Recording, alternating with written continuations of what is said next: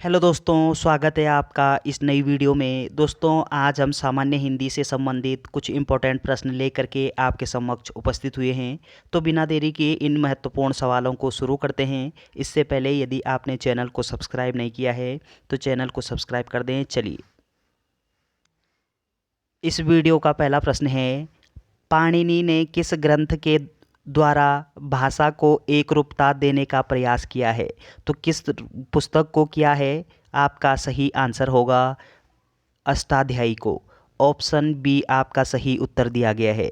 अगला पॉइंट आपको क्या ध्यान रखना है कि अष्टाध्यायी नामक जो पुस्तक है ये किसके द्वारा लिखी गई है? आप बोलोगे पाणिनि के द्वारा। और संस्कृत व्याकरण के जनक कौन हैं या फिर संस्कृत के जनक कौन हैं? आप बोलोगे पाणिनि। और हिंदी व्याकरण के जनक कौन हैं? आप बोलोगे पाणिनि। तो चलिए, अगला प्रश्न है कि हिंदी साहित्य के इतिहास का प्रथम लेखक कौन है? तो आपका सही आंसर क्या होना चाहिए कि हिंदी साहित्य के इतिहास का प्रथम लेखक किसको माना जाता है? आपका सही आंसर होगा कि ये माना जाता है गारसा द तासी को। ऑप्शन डी आपका सही उत्तर दिया गया है। अगला प्रश्न है कि आदिकालीन साहित्य में वीर रस की रचनाओं में किस भाषा का प्रयोग किया गया है? तो आदिकालीन साहित्य के बारे में पूछा गया है कि वीर रस की जो रचनाएं हैं उन रचनाओं में किस भाषा का प्रयोग किया गया है? आपका सही आंसर होगा डिंगल भाषा का। ऑप्शन सी यहाँ पे सही दिया गया है। अगला प्रश्न है कि साहित्य लहरी की विषय वस्तु क्या है?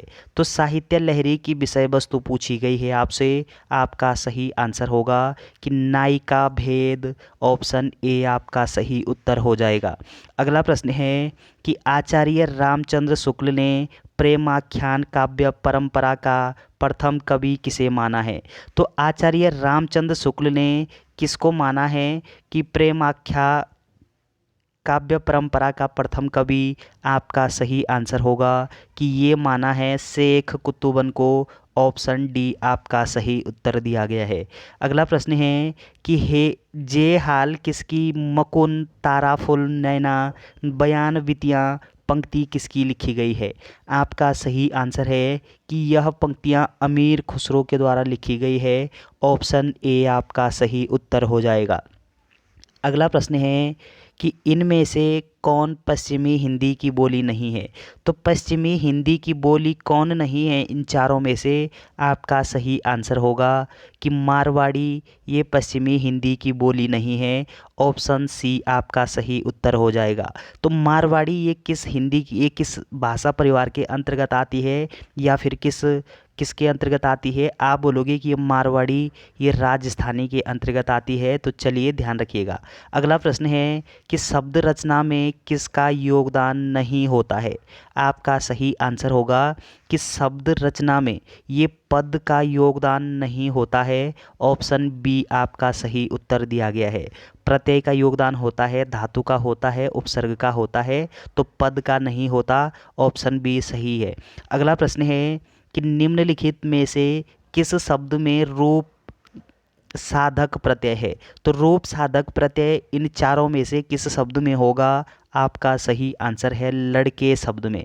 तो इस लड़के शब्द में ये किस प्रकार का प्रत्यय होगा? आप बोलोगे रूप साधक प्रत्यय। ऑप्शन बी आपका सही उत्तर दिया गया है। अगला प्रश्न है कि प्रसिद्ध साहित्यिक पत्रिका कल्पना कहाँ से प्रकाशित होती थी?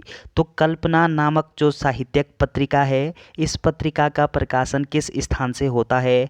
आपका सही उत्तर होगा हैदराबाद से। ऑप्शन डी आपका सही उत्तर दिया गया है। अगला प्रश्न है कि रावेर रूप को रीति अनुप नयो नयो लागत ज्यों ज्यों निहारिये किसकी पंक्तियां हैं? तो ये पंक्ति किसके द्वारा रचित है? आपका सही आंसर होगा कि यह पंक्ति घनानंद जी के द्वारा रचित हैं। ऑप्शन बी आपका सही उत्तर हो जाएगा। अगला प्रश्न है कि केशव कहीं न जाई का कहिए देखत तब रचना विचित्र अति सुमझी मन ही मन रहिए ये पंक्तियाँ किस कवि के द्वारा गाई गई हैं? आपका सही उत्तर होगा कि ये जो पंक्तियां हैं ये तुलसीदास के द्वारा लिखी गई पंक्तियां हैं। ऑप्शन बी आपका सही उत्तर हो जाएगा। अगला प्रश्न है मिस्र बंधुओं में कौन नहीं है?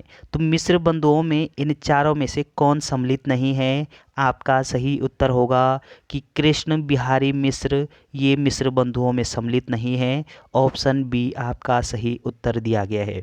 अगला पॉइंट आपको क्या ध्यान रखना है कि मिश्र बंधु ये 3 भाई थे और इन 3 भाइयों में से सुखदेव बिहारी मिश्र, श्याम बिहारी मिश्र और गणेश बिहारी मिश्र ये सम्मिलित हैं। कृष्ण बिहारी मिश्र ये सम्मिलित नहीं हैं। ऑप्शन बी आपका सही उत्तर हो जाएगा।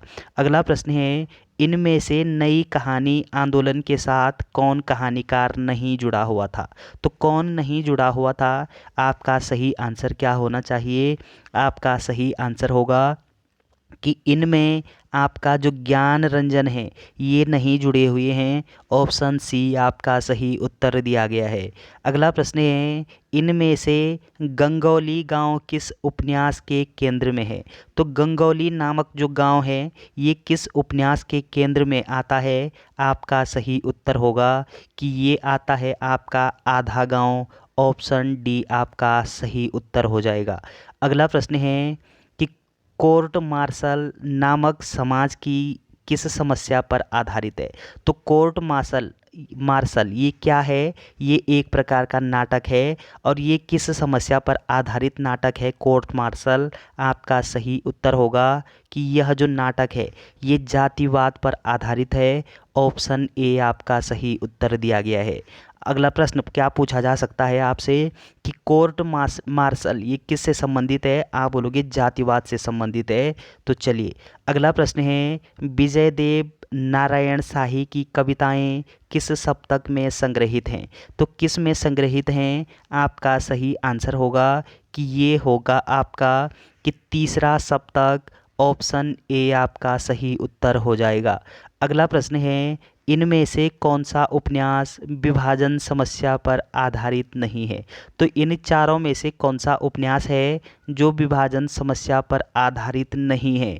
आपका सही आंसर होगा कि ये होगा आपका आखिरी कलाम नामक जो उपन्यास है ये विभाजन समस्या पर आधारित नहीं है। बाकी ये जो 3 हैं, आधा गांव, सूखा बरगद, झूठा सच, ये समस्या विभाजन पर आधारित हैं। तो चलिए अगला प्रश्न है, छायावाद का पतन किसका ग्रंथ है? तो छायावाद का पतन ये क्या है? एक रचना का नाम है और ये रचना किसके द्वारा लिखी गई है? आपका सही आंसर होगा कि डॉक्टर देवराज के द्वारा। ऑप्शन सी आपका सही उत्तर हो जाएगा। अगला प्रश्न है कि ठेले पर हिमालय किसकी रचना है? ठेले पर हिमालय ये रचना का नाम है और ये रचना किसके द्वारा लिखी गई है? आपका सही आंसर होगा कि ठेले पर हिमालय नामक जो रचना है ये धर्मवीर भारती के द्वारा लिखी गई रचना है। ऑप्शन ए आपका सही उत्तर दिया गया है। तो चलिए दोस्तों, ये हिंदी के कुछ 20 इंपॉर्टेंट प्रश्न थे। वीडियो अगर आपको अच्छी लगती है तो चैनल को सब्सक्राइब करना ना भूलें। Thanks for watching.